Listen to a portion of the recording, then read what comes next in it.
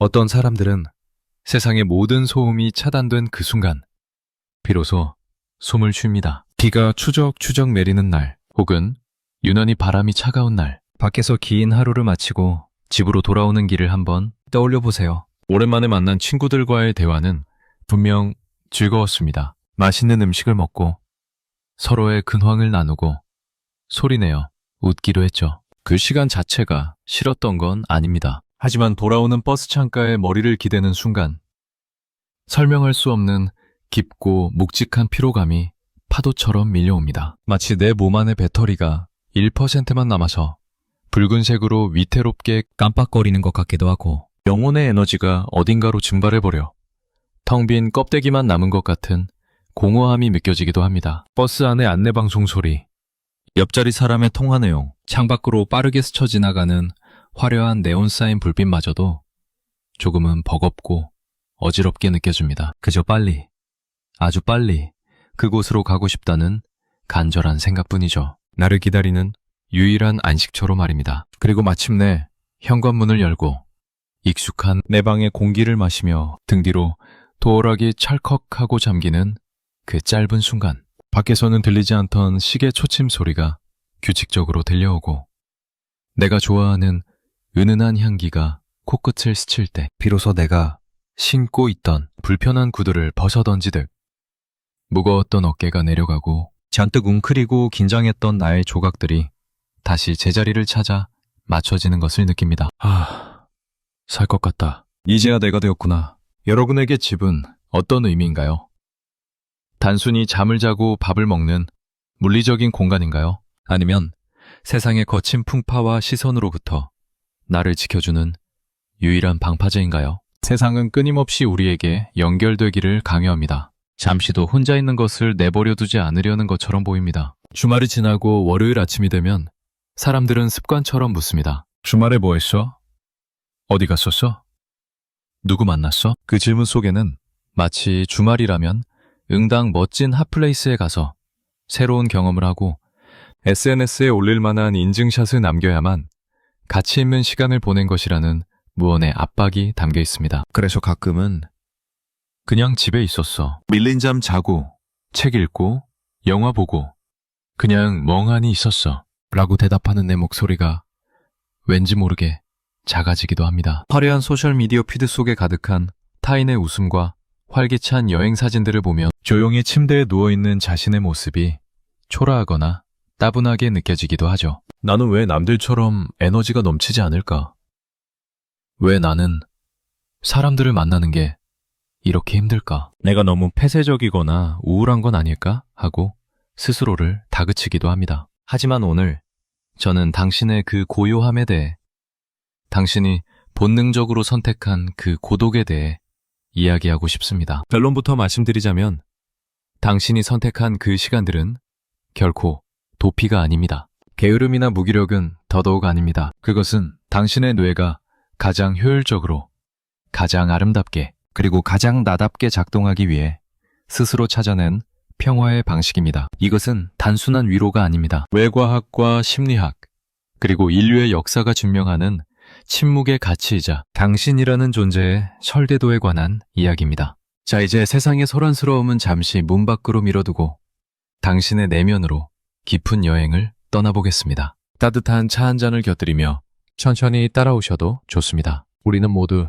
다른 연료로 움직이도록 태어났습니다. 자동차에도 휘발유를 넣어야 힘차게 달리는 차가 있고 조용히 전기를 충전해야 움직이는 차가 있듯이 사람의 뇌도 저마다 반응하는 에너지가 다릅니다. 어떤 이들의 뇌는 도파민이라는 강렬하고 짜릿한 자극을 원합니다. 그들은 새로운 사람을 만나 명함을 주고받고 시끄러운 음악에 몸을 맡기고 낯선 여행지에서 길을 잃는 모험을 할 때 비로소 내가 살아있구나, 오늘 하루 알차게 보냈다 하는 전율을 느낍니다. 그들에게 집 밖의 세상은 흥미진진한 놀이터이고 정적은 견딜 수 없는 지루함일 뿐입니다. 그들의 뇌는 끊임없이 더 센 자극, 더 새로운 보상을 찾아 밖으로 헤매도록 설계되어 있죠. 하지만 당신의 뇌는 조금, 많이 다릅니다. 당신의 내면은 자극적인 도파민보다 아세틸콜린이라는 깊고 은은한 신경전달 물질을 사랑합니다. 이름이 조금 낯설지만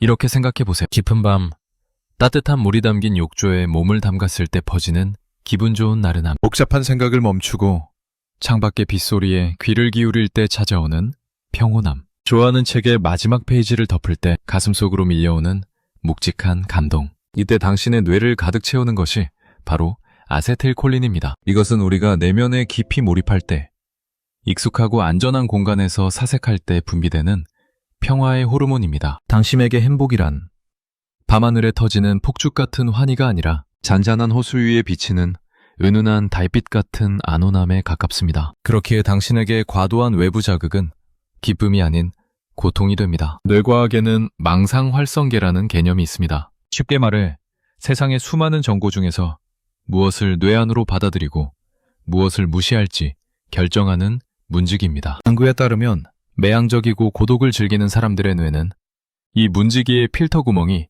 남들보다 훨씬 큽니다. 그래서 남들은 걸러내는 작은 소음이나 자극들까지 뇌 속으로 전부 쏟아져 들어오게 놔두는 겁니다. 마치 창문을 활짝 열어놓고 자는 것과 같아서 바깥의 작은 바람 소리에도 뇌가 깜짝깜짝 놀라는 상태인 거죠. 그래서 남들은 무심코 지나치는 카페 옆자리의 대화 소리, 상대방의 미세한 눈썹 움직임이나 억양의 변화, 공기의 냄새, 타인의 숨겨진 감정까지 당신의 뇌는 이 모든 것을 하나도 놓치지 않고 다 받아들입니다. 언능이 너무 좋은 고감도 마이크처럼 세상의 모든 잡음이 당신에게는 천둥 소리처럼 크게 들리는 것입니다. 남들은 안테나가 하나인데 당신은 10개의 안테나를 세우고 사는 셈이죠. 사람들 속에 있을 때 당신이 쉽게 지치고 표정이 굳어지는 건 당신의 체력이 약해서가 아닙니다.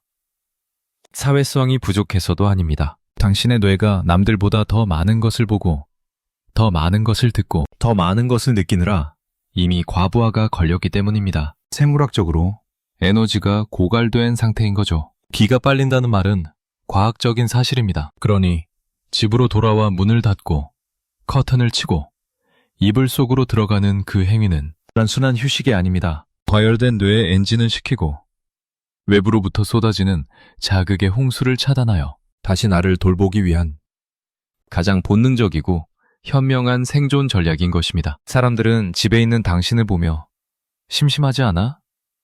답답하지 않아? 라고 묻곤 합니다. 하지만 그들은 모릅니다. 겉으로는 고요해 보이는 당신의 머릿속에서 얼마나 거대하고 역동적인 우주가 펼쳐지고 있는지를요. 뇌과학자들은 아주 흥미로운 사실을 발견했습니다. 우리가 아무것도 하지 않고 멍하니 있을 때 혹은 혼자만의 시간에 잠겨 있을 때 오히려 활발하게 움직이는 뇌의 영역이 있다는 것을요. 바로 디폴트 모드 네트워크입니다. 보통 사람들은 외부 과제를 해결할 때 뇌를 쓰지만 고독을 즐기는 사람들은 이 네트워크가 매우 발달해 있습니다. 침대에 가만히 누워 천장을 바라보는 그 정적인 순간에도 당신의 내면은 시공간을 초월합니다. 오늘 읽은 책의 구절을 곱씹으며 철학적인 질문을 던지고 어제 친구에게 했던 말실수를 되감아보며 더 나은 대화를 상상하고 5년 뒤에 내 모습을 그리며 구체적인 계획을 세웁니다. 이것을 심리학에서는 높은 내적 실제감이라고 부릅니다. 화려하고 시끄러운 바깥 세상보다 내 마음속의 생각과 감정의 세계가 더 생생하고 더 가치 있고 더 풍요롭게 느껴지는 능력을 말합니다. 외면이 꽉 차 있는 사람이죠. 그래서 당신은 굳이 비싼 비행기표를 끊어 멀리 떠나지 않아도 행복할 수 있습니다. 오후 4시의 햇살이 책상 위에 들이오는 그림자의 변화, 창문을 두드리는 빗방울 소리, 갓 내린 커피의 향기, 좋아하는 음악의 가사 한 줄, 이 작고 사소한 것들에서 우주를 발견하고 깊은 충만함을 느낍니다. 이것은 결코 소심하거나 지루한 삶이 아닙니다. 오히려 외부 조건이나 타인의 인정에 휘둘리지 않고 스스로 행복을 길어올릴 수 있는 아주 고차원적이고 독립적인 능력입니다. 자가발전기 같은 행복 능력을 가진 것이죠. 인류의 역사를 한번 돌아볼까요? 세상을 바꾼 위대한 발견과 예술은 어디서 탄생했을까요? 화려한 연회장이나 시끄러운 광장이 아니었습니다. 대부분은 고요한 밀실, 고독한 산책길, 그리고 혼자만의 밤이었습니다. 만유인력을 발견한 아이작 뉴턴은 지독한 집돌이였습니다. 흑사병이 돌자 고향 집으로 내려가 2년 동안 칩거하며 사색에 잠겼고 그 고요 속에서 세상을 바꾼 법칙들을 찾아냈습니다. 천재 시인 에밀리 디킨스는 평생을 집 밖으로 나가지 않고 하얀 옷을 입고 방 안에서 시를 썼습니다. 그녀의 방은 비록 좁았지만 그녀가 쓴 시의 세계는 그 누구의 여행보다 넓고 깊었습니다. 그들이 세상을 등진 것이 아닙니다. 그들은 세상의 소음을 끄고 본질의 소리에 귀를 기울였던 것입니다. 당신이 혼자 있는 시간 동안 느끼는 그 수많은 생각과 감정들은 결코 헛된 것이 아닙니다. 그것은 당신의 영혼을 살찌우는 비옥한 토양입니다. 그리고 잊지 마세요. 당신처럼 예민하게 느끼고 깊이 생각하는 사람들은 타인의 감정에도 깊이 공감할 수 있는 특별한 능력을 가집니다. 당신은 누군가의 미묘한 표정 변화만 보고도 슬픔을 알아채고 말하지 않아도 조용히 다가가 위로를 건넬 수 있는 사람입니다. 세상은 운병가처럼 말을 잘하는 사람도 필요로 하지만 당신처럼 깊이 듣고 공감해주는 사람을 더 간절히 필요로 합니다. 당신의 섬세함은 약점이 아니라 사람의 마음을 여는 가장 강력한 열쇠입니다. 하지만 우리는 여전히 연결된 세상에 살고 있습니다. 때로는 원치 않는 소음 속에 서 있어야 하고 사회적 가면을 쓰고 웃어야 할 때도 있죠. 그렇다면 이 소중한 고요함을 지키면서도 세상 속에서 다치지 않으려면 어떻게 해야 할까요? 가장 먼저 자신을 위한 동굴을 허락해야 합니다. 성격 심리학자 브라이언 리틀은 우리에게 회복 장소가 반드시 필요하다고 말합니다. 집이라고 해서 다 같은 휴식처가 아닙니다. 집 안에서도 가장 마음이 놓이는 곳, 절대적으로 방해받지 않는 성역을 만드세요. 그곳에는 당신이 좋아하는 은은한 조명을 켜고 마음을 진정시키는 향기를 두고 피부에 닿는 간촉이 좋은 담요를 준비하세요. 그 공간에 들어서는 순간만큼은 직장 상사도 친구의 기대도 세상의 모든 의무와 역할로부터 벗어나 온전히 벌거벗은 나 자신으로 존재할 수 있어야 합니다. 그것은 이기심이 아닙니다. 당신의 섬세한 영혼이 다시 세상으로 나아가기 위해 반드시 필요한 치유의 과정입니다. 그리고 놓치는 것의 즐거움, 즉 조모를 기억하세요. 금요일 밤 친구들의 소셜미디어에는 화려한 파티 사진이 올라오고 모두가 어딘가에 가서 무언가를 하는 것 같아 불안한 마음이 들 때가 있죠. 나만 소외되는 건 아닐까 하고요. 하지만 그 흐름에서 한 발짝 물러나 보세요. 시끄러운 술자리에 가는 대신 따뜻한 물로 샤워를 하고 좋아하는 책을 읽기로 선택했다면 그것은 타인을 밀어낸 것이 아니라 나 자신을 꼭 안아준 것입니다. 나는 지금 뒤처지는 것이 아니라 내 속도대로 내가 원하는 방식으로 걷고 있는 중이다 라고 조용히 되뇌어 보세요. 남들이 가는 길을 가지 않는다고 해서 길을 잃은 것은 아닙니다. 당신은 그저 다른 풍경을 보고 있을 뿐입니다. 영상 초반 저는 당신에게 물었습니다. 왜 현관문을 닫는 순간 안도감이 드는지 말이죠. 이제 당신은 그 답을 알게 되었습니다. 당신은 게으른 것이 아닙니다. 당신은 약한 것이 아닙니다. 당신은 사회성이 부족한 것이 아닙니다. 당신은 남들보다 더 깊이 느끼고 더 깊이 생각하며 내면의 평화를 연료 삼아 살아가는 아주 깊고 아름다운 영혼을 가진 사람일 뿐입니다. 오늘 밤 잠들기 전 30분만이라도 세상의 모든 소리를 끄고 스마트폰의 불빛도 끄고 완전한 정적 속에 머물러 보세요. 그리고 가만히 들어보세요. 하루 종일 소음 속에 파묻혀 들리지 않았던 당신 내면의 목소리를요. 그리고 당신의 숨소리를요. 오늘 하루도 시끄러운 세상에서 버티느라 수고했어.